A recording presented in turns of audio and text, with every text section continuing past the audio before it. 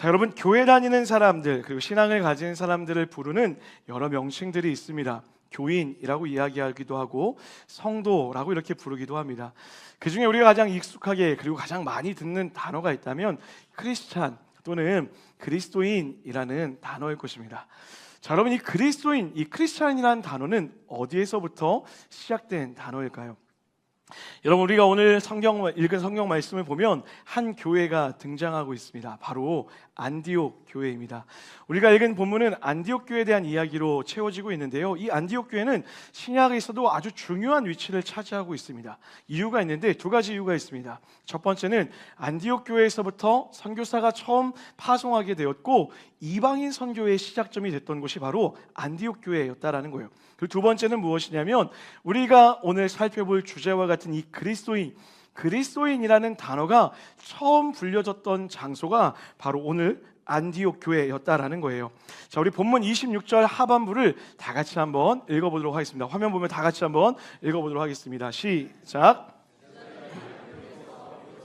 그리스도인이라 일컬음을 받게 되었더라.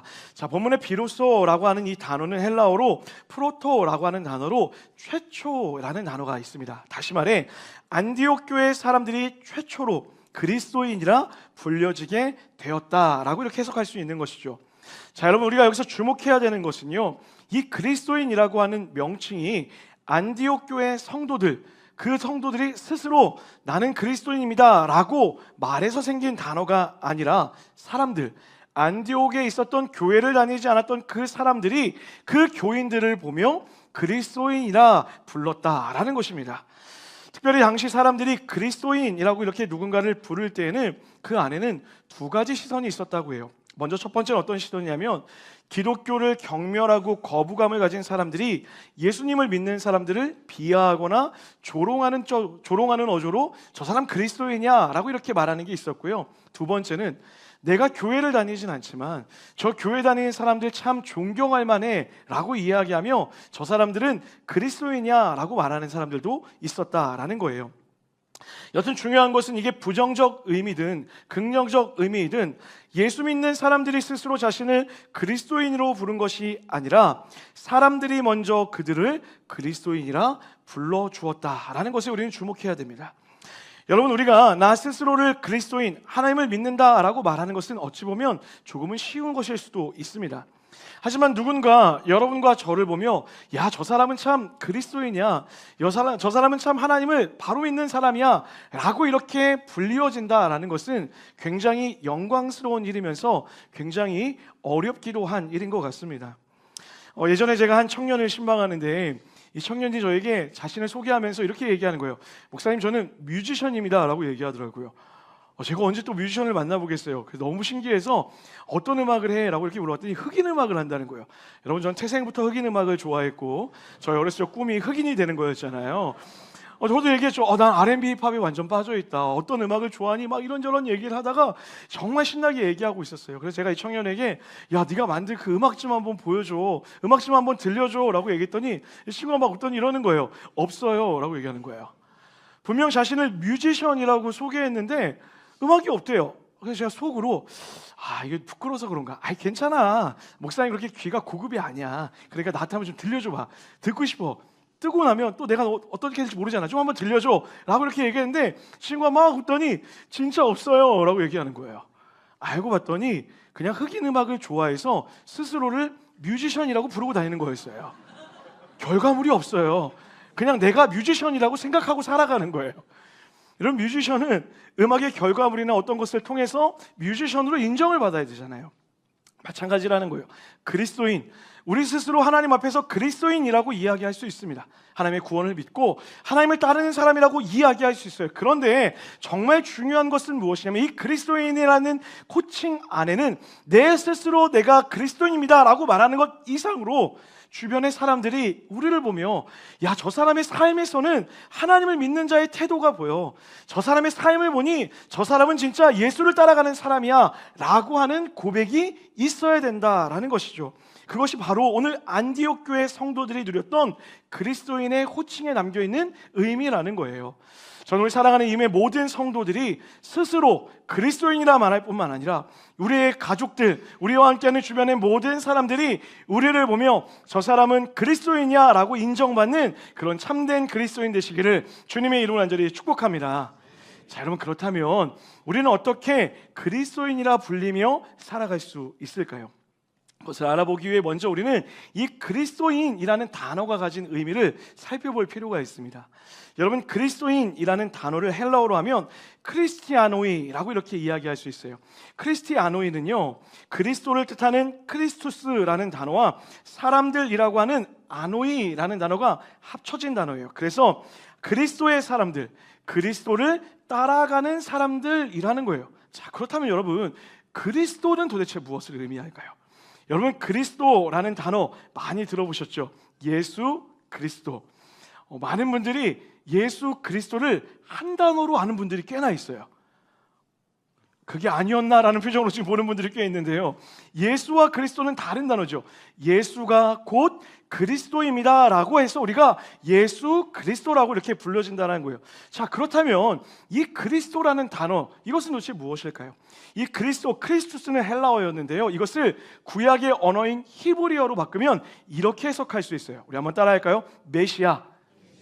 여러분, 메시아의 의미 잘 알고 계시죠? 구원자라는 뜻이에요. 근데 거기에 한 가지 의미가 더 있어요. 무엇이냐면 기름 부음 받은 자라는 의미가 있다라는 거예요. 자, 예전에 제가 설교를 쓰면서 하나님의 기름 부으심이라는 제목을 가지고 설교를 했던 적이 있어요. 근데 이 설교 제목을 보고 주보에 적혀 있는 걸 보고 한 청년이 저에게 다가와서 이렇게 물은 거예요. 목사님, 저 깜짝 놀랐잖아요. 신약 시대에도 포마드가 있었나 봐요. 누가 그렇게 이야기하더라고요. 제가 그 이야기를 듣는 순간 뭐라고 대답해야 할지 몰랐는데 딱 지금 여러분이 저를 보는 표정으로 제가 친구를 바라봤어요. 여러분, 이 기름 부으심의 의미가 도대체 무엇일까요? 어떤 기름을 붓는 걸까요? 그리고 기름을 왜 붓는 걸까요? 여러분, 성경에서 기름을 부었다라고 했을 때에는 세 종류의 특별한 하나님의 대리자를 세울 때에 그들에게 기름을 부어 세웠다라는 이런 표현을 사용하고 있어요. 첫 번째로 왕을 세울 때 그들에게 기름을 부었다라고 이렇게 이야기해요. 두 번째는 선지자를 세울 때 기름을 부어 선지자를 세웠다라고 얘기해요. 여러분, 선지자의 역할이 무엇이죠? 선지자는 하나님의 입이었어요. 이스라엘 백성들이 타락했을 때 하나님이 그들을 부르셔서 너희들 돌아와야 돼, 너희들 이렇게 살면 안 돼, 하나님의 입으로 사용했던 사람들이 바로 선지자였다는 것이죠. 그리고 그들을 세울 때 하나님이 기름을 부어 세웠다라고 이렇게 이야기해요. 자, 그리고 마지막 세 번째는 누구냐면 제사장을 세울 때 기름을 부어 세웠다라고 이렇게 이야기합니다. 여러분, 제사장의 역할은 무엇이었죠? 하나님과 세상을 이어주는 연결고리, 연결다리와 같은 사람들이 바로 제사장이었습니다. 이렇게 하나님께서는 기름을 부어 세운다라고 했을 때는 왕과 선지자와 제사장을 세우는 일에 사용했다라고 얘기해요. 자, 그렇다면 진짜 기름을 붓는다는 것은 무엇일까요? 물론 실제로 기름을 부어 왕을 세우고 선지자를 세웠지만 이것은 상징적인 의미가 더 많았어요. 무슨 말이냐면 하나님의 영이, 하나님의 신이 그들 안에 임하여서 그들을 다스린다는 거예요. 다시 말해, 하나님의 영이 왕에게 임하여 하나님의 방법으로 세상을 통치하는 왕으로 세우겠다. 하나님의 영이 그 안에 임하여서 하나님의 말씀을 대언하는 자로 세워가겠다. 하나님의 영이 그 안에 있어서 제사장으로 세상과 너를 연결하겠다라고 이야기하고 있다라는 거죠. 그리고 그렇게 왕과 선지자, 제사장, 이 모든 것을 통합하여 오는 사람을 누구라 이야기하냐면 메시아라고 이야기하고 있다는 거예요. 그래서 여러분, 신약 시대 유대인들은 그 메시아를 간절히 기대하고 있었어요. 자신들의 왕으로, 제사장으로, 선지자로 기름 부은 자들이 와서 자신의 가난과 질병과 고통과 로마의 압제로부터 건져내어줄 메시아를 간절히 기대하고 있었다라는 거예요. 그리고 그들 앞에 드디어 진짜 메시아가 찾아오신 거예요. 그 메시아가 누굽니까? 바로 예수 그리스도라는 거예요. 여러분, 그래서 우리는 예수는 그리스도입니다. 예수는 메시아입니다. 예수는 왕이며 제사장이며 선지자로서 우리를 구원할 유일한 구원자입니다 라고 고백하게 된다라는 것이죠. 여러분, 이 사실을 믿으십니까? 사랑하는 여러분, 그래서 우리가 오늘 하나님을 믿는다라고 했을 때 그 믿음의 핵심은 무엇일까요? 여러분 오해하지 말고 들으세요. 하나님이 나를 구원해 주실 것입니다 라고 하는 것은 믿음의 핵심은 아닐 수 있어요. 하나님이 나를 사랑해 주셔서 하나님이 나를 사랑해 주셔 라고 하는 것도 믿음의 본질은 아닐 수 있다는 거예요. 무슨 말이냐면 믿음의 핵심은 무엇이냐면 나의 죄를 위해 대신 죽으러 오신 예수가 곧 그리스도, 예수가 메시아임을 믿습니다 라고 하는 것이 믿음의 근본이 되어야 된다는 거예요. 그렇다면 하나님을 나를 사랑하신다는 이 고백은 무엇일까요? 나무의 줄기와 같은 거예요. 그럼 하나님이 나를 구원하신다는 것은 무엇일까요? 그 줄기에서 맺혀진 열매와 같다는 것이죠. 그리고 그 나무 줄기와 열매의 뿌리가 무엇이냐면 바로 예수님이 나의 구원자, 예수님이 유일한 메시아, 예수님이 왕이요 제사장이요 선지자입니다 라는 믿음의 뿌리에서부터 예수님의 구원의 줄기가 자라고 그것으로부터 우리가 하나님의 사랑을 누리게 된다라는 거예요. 그리고 여러분, 그것을 믿는 사람, 예수님이 구원자임을 믿는 사람, 예수님이 메시아임을 믿는 사람, 그래서 예수님을 따라 살아가겠다라고 결정한 사람들을 누구라 이야기한다고요? 그리스도인이라고 이야기하는 거예요. 더 정확히는요, 구원자 대신 예수님을 사랑하고 예수님을 추구하고 예수님을 열망하고 예수님을 쫓아가고 예수님을 흉내내고 예수님처럼 살고 싶어하는 사람들, 그들이 바로 그리스도인이라는 거예요. 사랑하는 여러분, 질문 드려볼게요. 여러분은 그리스도인이십니까? 이렇게 살아가는 자들은 세상과는 다른 삶을 살아갈 수밖에 없어요. 누구처럼요? 오늘 본문에 등장하는 안디옥 교회 성도와 우리가 지난 3주의 시간 동안 살펴봤던 초대교회 성도들과 같이 확연히 다른 삶을 살아갈 수밖에 없다는 거예요. 저 사람들은 뭔가 이상해. 왜 자신의 소유를 나누어 쓰는 거지? 저 사람들은 왜 그럴까? 내가 가진 것을 아까워하지도 않고 어려움이 있는 자들에게 기꺼이 흘려보내는 건지, 이유가 무엇이지? 이상한 사람들이야. 저 사람은 참 이해가 되지 않아. 저 사람은 세상의 유혹을 따라가서 소리가 울리고 있는데? 제가 깜짝 놀랐어요. 메시아가 임하였나? 죄송합니다. 너무 이상한 거예요. 지금 이 소리가 울리는 것처럼. 저 사람들은 자기의 유익을 절대로 따라 살지 않아. 저 사람들은 세상의 가치관을 따라 살지도 않아. 저 사람들은 본능을 따라 살아가지도 않아. 저 사람들은 눈에 보이는 것을 쫓아 살아가지도 않아. 사람들이 그렇게 쏙닥쏙닥 거리는 거죠. 모든 사람들이 보이는 것에 시선을 빼앗기고 보이는 것을 쫓아 살아갈 때 보이지 않는 그것, 보이는 것 너머의 것을 바라보며 살아가는 자들이 바로 그리스도인이라는 것이죠. 그래서 여러분, 때로는 이런 그리스도인의 삶은 세상으로부터 조롱받을 수 있는 거예요. 야, 저렇게 살면 실패한 삶이야. 야, 저렇게 살면 네 건 언제 챙기는데? 너 도대체 언제 성공할 건데? 너 그렇게 살면 갖는 게 무엇인데? 너 정말 바보 같아. 너만 그렇게 사는 거야. 그렇게 때로는 세상으로부터 손가락질 당할 수도 있다는 거예요. 하지만 그 조롱을 조롱으로 받아들이지 않고 오히려 그들을 불쌍히 여기며 예수가 걸어갔던 그 길을 기쁨으로, 사모함으로, 소망하러 걸어가는 사람들, 그들이야말로 진짜 그리스도인이라고 이야기할 수 있는 거예요. 전 여러분과 제가 그 그리스도인, 하나님이 기뻐하시는 그리스도의 삶을 살게 되기를 주님의 이름으로 간절히 축복합니다. 여러분, 그래서 제가 가장 사모하는 단어가 바로 신자, 그리스도인이라는 이 단어예요. 여러분, 제가 다녔던 신학교에는 학교 대문에 돌판에 이런 글이 써 있어요. 목자가 되기 전에 신자가 되어라. 목사가 되기 전에 그리스도인이 되어라 라는 단어가 되어 있어요. 이게 얼마나 무서운 단어인지 모릅니다. 3년 내내 보면서, 그리고 또 사역을 하는 내내 제 안에 다짐하고 있던 고백 중에 하나가 바로 이거예요. 하나님, 제가 목사가 되는 것 아니라 그 전에 성도, 그리스도인이고 싶습니다 라는 그런 마음을 가지고 기도하며 살아가고 있어요. 여러분 오해하지 말고 한번 들으셨으면 좋겠어요. 저도 예전엔요, 사역을 한참 시작하는 그런 때에는 이런 생각을 했던 적이 있어요. 나도 아주 유명한 목사가 되어서 사람들이 내 설교를 들으면 막 아멘하고, 요새 말로 하면 유튜브에 막 영상이 딱 올라오면 몇몇 명이 막 설교를 막 보고 개척을 딱 했더니 사람들이 수만 명이 몰려오는 그런 아주 유명한 목사.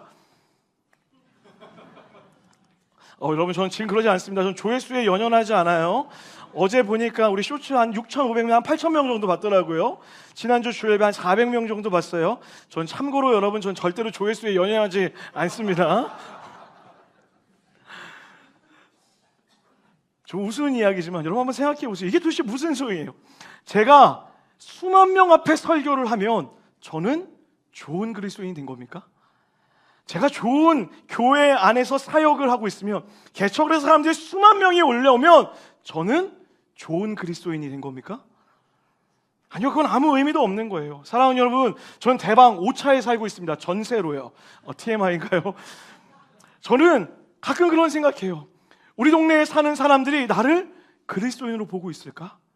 세솔동에 살고 있는 이 사람들이 나라는 사람을 그리스도인으로 바라보고 있을까?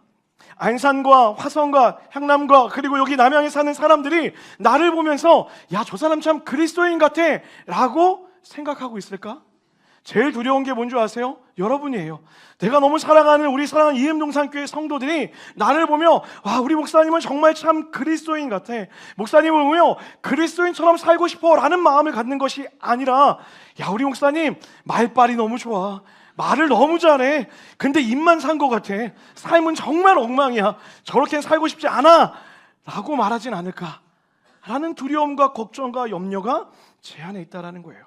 그래서 여러분, 설교하는 이 자리보다 더 두려운 것은 무엇이냐면 일상에서 나의 삶을 살아갈 때 내 삶의 모습이 과연 설교하는 이 모습과 다르지 않나 스스로 반문하며 돌아보며 살아가게 된다는 거예요. 그래서 여러분, 저는 소원합니다.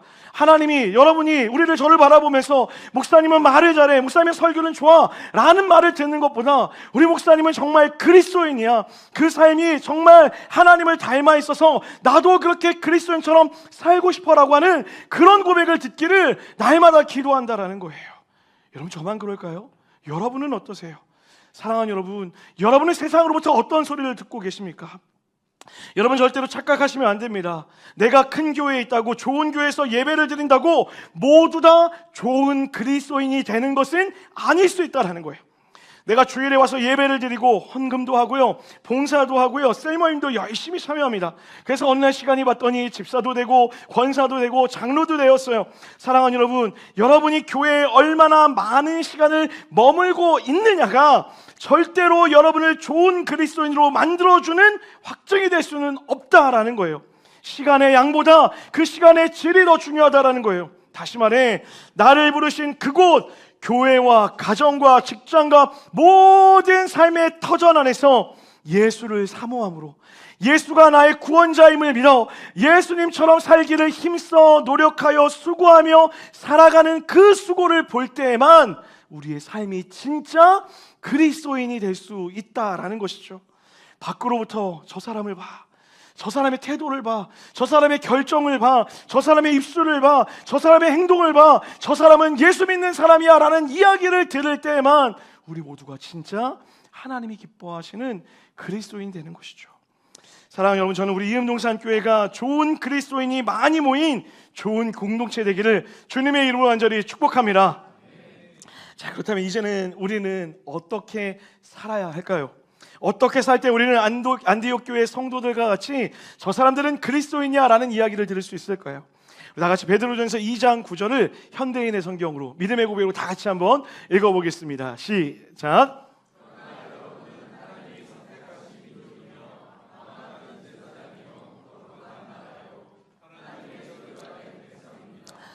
이것은 여러분을 어두움에서 불러내어 놀라운 빛 가운데 들어가게 하신 하나님을 널리 찬양하도록 하기 위한 것입니다. 믿으시면 아멘 합시다.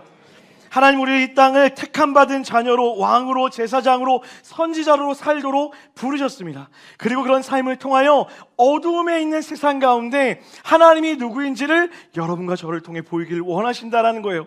그러므로 여러분, 우리 세 가지 역할을 감당해야 돼요. 우리는 이 땅의 왕으로서 존재합니다. 동의하시면 아멘 할까요? 예수님이 이 땅에 왕으로 오셨어요. 그런데 여러분, 놀라운 사실 있죠? 예수님은 이 땅에 오셔서 왕이 되신 게 아니에요. 이미 왕이셨습니다. 그냥 왕도 아니에요. 왕 중에 왕이었으며 세상의 모든 만물을 창조한 가장 위대한 자였다라는 거예요. 그런데 그 하나님이 가장 낮은 곳으로 내려오셨다라는 거예요. 하나님의 다스림의 법칙은 높은 곳으로 올라가 그들을 내려다보며 지시하고 명령하는 다스림이 아니라 그들의 삶의 자리로 기꺼이 내려와 그들의 이야기를 듣고 그들의 삶에 겸손하게 무릎을 꿇으며 발을 닦으며 그들을 향하여 눈물 흘릴 수 있는 사랑의 모습으로 섬기는 왕으로 이 땅에 오셨다는 거예요. 그러므로 여러분, 우리가 예수님을 닮아 왕같은 제사장으로 이 땅으로 살아간다고 했을 때 우리가 가져야 되는 믿음의 태도가 무엇이냐면, 따라합시다. 사랑과 겸손. 한번 더, 사랑과 겸손. 그 사랑과 겸손의 태도로 예수와 같이 살아가야 된다는 거죠. 세상은 더 위로 올라가서 그들을 다스리라 이야기하는데, 우리는 가진 것이 더 많아졌을 때, 우리의 능력이 더 많아졌을 때 더 낮은 곳으로 내려가 무릎을 꿇고 그들의 발을 닦으며 눈물로 그들의 눈물을 씻겨줄 수 있는 그런 섬김의 모습으로 이 땅을 다스릴 수 있어야 된다는 거예요. 여러분, 겸손 쉬울까요? 어려울까요? 어려운 일이에요. 더군다나 무엇인가 갖기 시작할 때 겸손해지기라는 것은 더 어려워지는 것 같아요. 저도 마찬가지입니다. 여러분, 인간이라는 게 얼마나 연약한지, 조금만 무엇인가 유익한 게 주어지고 조금만 무엇인가 잘한 게 느껴지면 마치 이게 내가 한 것이만을 착각을 해요. 그러면서 한없이 높아지는 마음들을 보게 돼요. 내가 저 사람보다 좀 낫지, 내가 저것보다 조금 더 낫지라는 그런 마음들이 든다라는 거예요. 여러분, 저는 절대로 여러분을 위에서 아래로 내려다보며 훈계하고 가르치는 그런 교사가 되는 것이 아니라 아비의 마음으로 낮은 곳에서 높은 곳을 바라보는 그런 목사가 되기를 간절히 기도하고 있어요. 이런 마음으로 기도하다가 어제 문득 하나님이 놀라운 지혜를 깨닫게 해주셨어요. 그런 이유였구나. 내가 이렇게 겸손하게 살고자 하니까 하나님이 내 마음만 겸손하게 하신 것이 아니라 신장 또한 겸손하게 하셨구나. 180에 조금 못 미치는 166으로 만드셔서 절대로 여러분을 위로 쳐다볼 수가 없어요. 아니죠. 내려다볼 수가 없어요. 늘 위로만 쳐다볼 수밖에 없는 거죠. 같은 시선에서 늘 아래서 위를 여러분은 보고 싶은 마음이 있는 거예요. 여러분, 우스운 이야기지만 그리스도인은요, 위에서 아래를 바라보는 사람이 아니라 아래서 위를 겸손함으로, 사랑함으로, 존경함으로 바라보는 자들, 그들이 바로 그리스도인일 줄 믿습니다. 능력이 없어서가 아니에요. 힘이 없어서가 아니에요. 힘이 있기에, 능력이 있기에 더 위로 올라가고 싶지만 그것을 꾹꾹 눌러 오히려 가장 낮은 곳으로 내려가 기꺼이 낮아지기로 선택할 수 있는 것, 그것이 바로 그리스도인의 삶의 태도라는 거예요. 그렇게 낮아진 그 자리에 여러분의 삶의 모습이 그리스도인다운 삶으로 세상에 빛이 될 줄 믿습니다. 두 번째면 우리는 예수님을 닮아 왕같은 제사장으로 살아가야 돼요. 여러분, 제사장의 역할이 무엇이라 말씀드렸죠? 하나님과 세상을 이어주는 연결고리, 다리라고 말씀드렸습니다. 여러분, 보네퍼라고 하는 목사님 알고 계십니까? 이 보네퍼라는 목사님이 이런 글을 남겼어요. 우리 화면 보면 다 같이 한번 읽어보겠습니다. 시작. 자, 여러분 동의하시면 아멘 합시다. 여러분, 맨날 우리끼리 먹고 우리끼리 쓰고 그러면 건강한 교회가 될 수 없다라는 거예요. 지난 3주의 시간 동안 살펴봤던 것처럼 교회라면, 그리스도인이라면, 하나님을 사랑한다면 하나님이 그러하셨던 것처럼 하나님이 부르신 그 자리로 나아가 세상과 교회를 이어가는, 연결할 수 있는 통로로 사용되어져야 된다는 것이죠. 자, 그러면 우리는 어떻게 세상 가운데 하나님을 연결하는 통로로 살아갈 수 있을까요? 우리 한 번만 더 따라할까요? 그리스도에게 배운 삶의 방식으로 살아야 합니다. 존 스토트 목사님이라는 분이 온전한 그리스도인이라는 책을 쓰셨어요. 그리고 그 책에 보면 이런 문구가 있습니다. 한번 보세요. 우리의 지성과 감정과 의지를 예수님의 사랑의 통치 아래 복종시킨다. 온전한 그리스도인이 되는 것은요, 우리의 지성과 감정과 내 삶의 의지를 예수님의 무엇 안에? 사랑의 통치 아래 그냥 두는 게 아니라 복종시키는 것이다 라고 이야기해요. 여러분, 이것을 조금 어려운 표현으로 이야기하면 이렇게 얘기할 수 있어요. 자기 부인의 삶을 사는 거예요. 여러분, 우리가 매주 예배드리는 이유가 무엇이죠? 이 자리에서 여러분에게 매일 말씀을 봐라, 기도하라 하는 이유가 무엇일까요? 말씀을 보고 기도하면 복이 막 우수수 떨어져서 그러는 걸까요? 아니요. 예배와 말씀과 기도의 본질은 무엇이냐면 자기 부인의 자리인 거예요. 하나님을 만나 내 뜻을 하나님의 뜻에 굴복시키는 시간이 예배의 시간이에요. 말씀을 통해 내 의지를 굴복시키는 게 말씀을 보는 거예요. 기도하는 것은 내가 가고 싶은 길을 멈춰 세우고 하나님의 뜻대로 걷겠습니다라고 하는 자기 부인의 결단의 시간이 기도의 시간이라는 것이죠. 하나님은 끊임없이 우리가 이렇게 날마다 하나님의 통치 아래 나를 부인하며 살아가기를 원하세요. 어디서요? 여러분의 가정에서요. 사랑하는 여러분, 저는 여러분이 여러분의 가정에서 아내를 향하여, 남편을 향하여, 자녀들을 향하여, 부모를 향하여 내 감정과 내 의지와 내 태도대로 말하고 이야기하는 삶을 살아가는 것이 아니라 내 감정을 하나님의 통치 아래 두어서 사랑으로, 겸손으로 내 아내와 남편과 사랑하는 자녀들과 부모를 공경하는 여러분과 제가 되기를 주님의 이름으로 간절히 축복합니다. 그렇게 사랑할 때에 여러분의 가족들이, 우리 아내는, 우리 남편은, 내 딸은, 내 아들은, 우리 부모님은 그리스도인이야라고 인정하며 그들을 하나님과 연결하게 되어진다라는 거예요. 뿐만 아닙니다. 여러분의 부르신 자리가 있어요. 직장과 사업장에서도 마찬가지입니다. 일하는 자리에서 만났으니 일만 하고 끝나는 관계가 아니라 세상은 그렇게 이야기할지언정 그들의 이야기에 궁금해하며 그들의 이야기를 물으며 나를 죽여가며 그와 함께 하나 되기를 힘써 노력할 때에 직장에 함께 일하는 동료들이 저 사람 정말 이상해, 남들은 다 개인주의적으로 살려고 하는데 왜 저 사람은 저렇게 소외내보며 사는 걸까? 왜 저 사람은 저렇게 정직하게 살려고 하는 걸까? 왜 저 사람은 저런 마음으로 태도로 사는 걸까? 그 이유를 물을 때 내가 그리스도인이어서, 구원자가 예수라는 것을 믿어서 예수를 닮아 살아가기 때문에 그래 라고 세상에 자랑할 수 있는 사람들, 그들이 바로 여러분과 제가 되기를 주님의 이름으로 간절히 축원합니다. 그 자리가 하나님의 자리로 바뀌어질 때, 그 자리에서 하나님의 생명의 통로로 살아갈 때 오늘 안디옥 교회 교인들처럼 우리 또한 세상으로부터 그리스도인이라 칭함받는 은혜가 주어지게 된다는 거예요. 마지막 세 번째는 무엇일까요? 바로 우리를 선지자로 부르신 그 뜻에 따라 함께 살아가는 거예요. 우리 지난주 제가 함께 나눴던 문장이 한 가지 있습니다. 우리 화면 보면 다 같이 한번 마지막으로 읽어보도록 하겠습니다. 시작.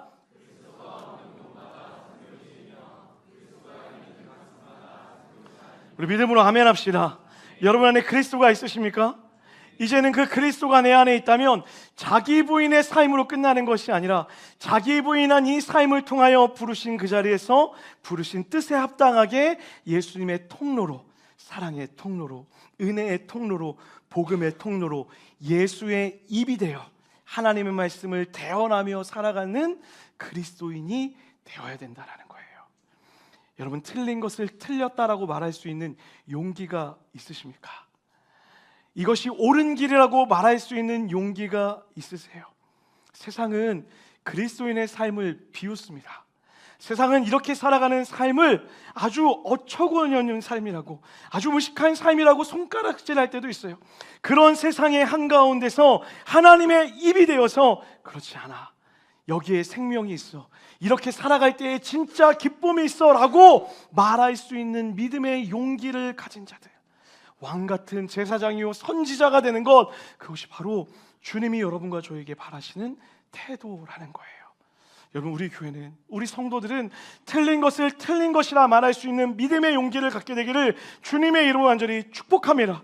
회개할 것이 있다면 당당히 하나님 앞에 무릎을 꿇고 회개해야 된다라고 말할 수 있는 용기를 갖고요, 그들이 주님께 돌아왔을 때 그들을 포용하고 안아줄 수 있는 용기 또한 우리 안에 있어야 된다는 거죠. 무엇보다 세상 앞에, 모든 그리스도인들을 배척하는 세상 앞에 당당하게 그리스도를 자랑하고 예수 그리스도를 드러내며 예수 그리스도를 칭찬하며 존경하며 바라볼 수 있는, 찬양하며 살아갈 수 있는 그런 삶으로 살아가야 된다는 거예요.